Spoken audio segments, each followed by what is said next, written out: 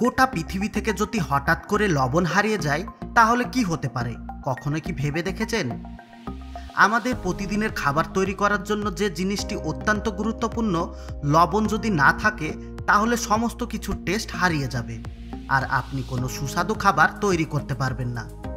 যদিও এই লবণগুলো খুব বেশি এক্সপেন্সিভ নয়, কিন্তু এর গুরুত্ব দৈনন্দিন জীবনে অনেক মূল্যবান। আপনারা হয়তো মার্কেট থেকে লবণ কিনে ইচ্ছে মতো যে কোনো খাবার তৈরি করে খাচ্ছেন, কিন্তু আপনারা কখনো কি এটা চিন্তা করেছেন আসলে এই লবণগুলো সমুদ্র থেকে আমাদের কাছে পৌঁছানো পর্যন্ত কতগুলো প্রসেস করতে হয়? আর যদি না জেনে থাকেন তাহলে কোনো ব্যাপার নয়, আজকের ভিডিওতে আপনাদেরকে সমস্ত ইনফরমেশন দেওয়া হবে। তার সাথে সাথে এটাও জানানো হবে বড় বড় ফ্যাক্টরিতে কিভাবে প্রচুর পরিমাণে পনির তৈরি করা হয়। বন্ধুরা, আজকের ভিডিও অনেক ইন্টারেস্টিং হতে চলেছে, সেই কারণে ভিডিওটিকে শেষ পর্যন্ত দেখবেন। তো চলুন শুরু করা যাক।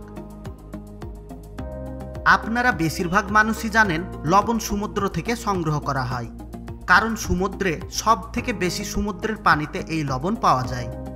কিন্তু বন্ধুরা, সমস্ত লবণ এই সমুদ্র থেকে পাওয়া যায় এমনটা নয়। সর্বপ্রথমে লবণ তৈরি করার জন্য ফ্যাক্টরিতে সমুদ্রের পানি বড় বড় ট্যাঙ্কে ভর্তি করে নিয়ে আসা হয়। তারপরে ফাঁকা জমির উপরে এইভাবে ছোট ছোট পার্টিশন করে সেই পানি স্টোর করে রাখা হয়। এবার আপনাদের মনে প্রশ্ন আসতে পারে, যদি সমুদ্রের পানি থেকেই লবণ তৈরি করা হয় তাহলে সেগুলো সমুদ্রের কিনারায় কেন করা হয় না? তো বন্ধুরা, আপনারা প্রত্যেকেই জানেন সমুদ্রের কিনারায় কিছু সময় পর পর জোয়ার ভাটা বড় বড় ঢেউ আসে, যার কারণে শ্রমিকদের গোটা মাসের মেহনত বরবাদ হয়ে যাবে। আর সেই কারণে তারা সমস্ত কাজ একটু দূরে গিয়ে করে। সেই কারণে তারা এইভাবে সমুদ্রের পানি নিয়ে এসে কিছুদিনের জন্য রেখে দেয়, আর এইভাবে কিছুদিন রাখার কারণে সেখানকার পানি শুকিয়ে যায়, মানে সূর্যের তাপে বাষ্প হয়ে পানি উড়ে যায়। তারপর পানি শুকিয়ে যাওয়ার পর ঠিক এইভাবে লবণ পড়ে থাকে, আর এগুলো শ্রমিকরা খুব সূক্ষ্মভাবে গোছাতে থাকে। কিন্তু আপনি আরও একটি প্রশ্ন করতে পারেন, তাহলে বর্ষার সময় কিভাবে লবণ তৈরি করা হয়? কারণ সমস্ত পানি বাষ্প হয়ে উড়ে যেতে কমসে কম 2 সপ্তাহ পর্যন্ত সূর্যের আলোর প্রয়োজন হবে। তাহলে কিভাবে লবণ তৈরি হবে? আর সেই কথা মাথায় রেখে এখন এইভাবে আর্টিফিশিয়ালি লবণ তৈরি করা মেশিন আবিষ্কার করা হয়েছে। এই মেশিনে সমুদ্রের পানি নিয়ে এসে একটি ভ্যাকুয়াম চেম্বারে ঢেলে দেওয়া হয়। এই চেম্বারে পানি ঢেলে দেওয়ার পর ভ্যাকুয়াম মেশিন সমস্ত পানি বাষ্পরূপে টেনে নেয়। তার সাথে সাথে নর্মাল হিট দিয়ে পানির বাষ্প তৈরি করা হয়। আপনারা অনেক সময় দেখেছেন যখন আপনারা বাড়িতে পানি অনেকক্ষণ পর্যন্ত ফোটান এবং সেই পানি ঠান্ডা হওয়ার পর্যন্ত রেখে দেন, তাহলে দেখবেন পাত্রের তলায় ঠিক সাদা সাদা পাউডার জমা হয়েছে। আর সেগুলো যদি আপনি মুখে নিয়ে টেস্ট করেন তাহলে মনে হবে আপনি লবণ খাচ্ছেন। আর এইগুলো সব থেকে বেশি ক্ষারযুক্ত পানিতে তৈরি হয়। আর ঠিক একই প্রসেসে এই লবণগুলো তৈরি করা হয়, আর এইভাবে আর্টিফিশিয়ালি লবণ তৈরি করা হয়। কিন্তু সব থেকে বেশি প্রাকৃতিক উপায়ে লবণ তৈরি করা হয়, আর এইভাবে লবণ তৈরি হতে মোটামুটি ম্যাক্সিমাম 1 মাস সময় লাগে। আর এটা অনেকটা ওয়েদারের উপর নির্ভর করে।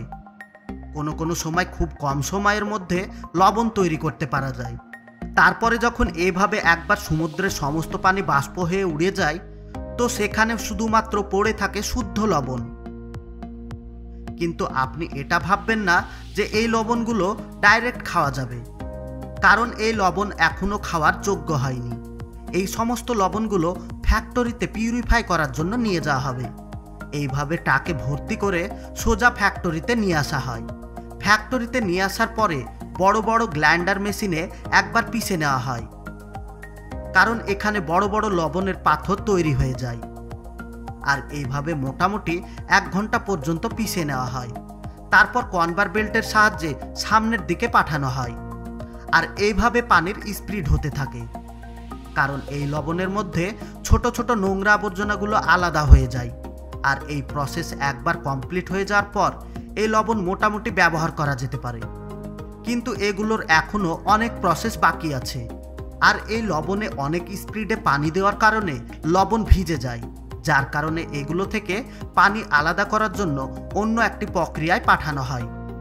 তারপর সেই সমস্ত লবণগুলোকে স্যান্টি অয়েল প্রসেসে পাঠানো হয়। আর এখানে লবণ এবং পানি আলাদা করার কাজ করে। এই প্রসেসে লবণ এবং পানি পুরোপুরিভাবে আলাদা করে ফেলে। তারপর সমস্ত লবণ বস্তায় প্যাক করে ফেলে। আর এইভাবে লবণ তৈরি করা হয়। কিন্তু এর সাথে আরও একটি ইম্পর্টেন্ট প্রসেস করতে হবে, আর এই প্রসেস না করলে লবণের কোনো কাজ নেই। সে কারণে এই লবণগুলো একটি মেশিনে ঢেলে এর সাথে অ্যাপ্রোপ্রিয়েট পদ্ধতিতে সঠিক মাত্রায় আয়োডিন এবং আরও অন্যান্য কেমিক্যাল মেশানো হবে। আর সেটাও আবার আলাদা আলাদা লবণ হিসেবে আলাদা আলাদা পরিমাপে। 90%-এরও বেশি লবণে আয়োডিন মেশানো হয়, কারণ এগুলো আমাদের শরীরের জন্য অনেক ফায়দামান হয়ে থাকে। আর এইভাবে সমস্ত প্রসেস কমপ্লিট করে মোটামুটি 1 সপ্তাহ পর্যন্ত ফেলে রাখা হয়, যেন সঠিকভাবে ব্লেন্ডিং হতে পারে। আর এই ব্লেন্ডিং প্রসেস কমপ্লিট হয়ে যাওয়ার পরে সবশেষে প্যাকিং করার জন্য পাঠিয়ে দেওয়া হয়। আর প্যাকিং কমপ্লিট হয়ে গেলে লবণগুলোকে রুমের টেম্পারেচার ইনস্টল করে দেওয়া হয়।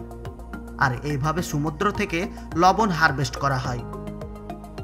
বন্ধুরা, আপনারা অনেকে আছেন যারা নিজেদের বাড়িতে পনির তৈরি করতে পারেন, কিন্তু আপনারা কি কখনো মার্কেট থেকে যে পনিরগুলি কিনতে পাওয়া যায় সেগুলো তৈরি হতে দেখেছেন?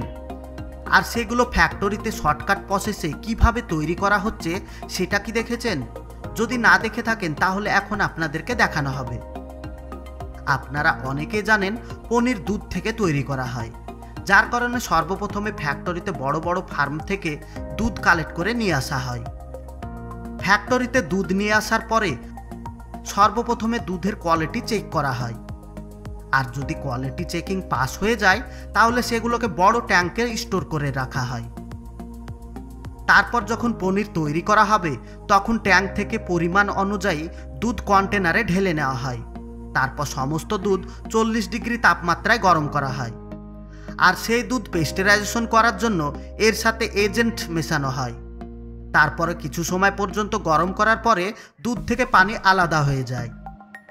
আর এইভাবে ছানা তৈরি হয়ে যায়। আর এইভাবে কিছু ওয়ার্কার এই ছানা থেকে অবশিষ্ট পানি বের করে ফেলে।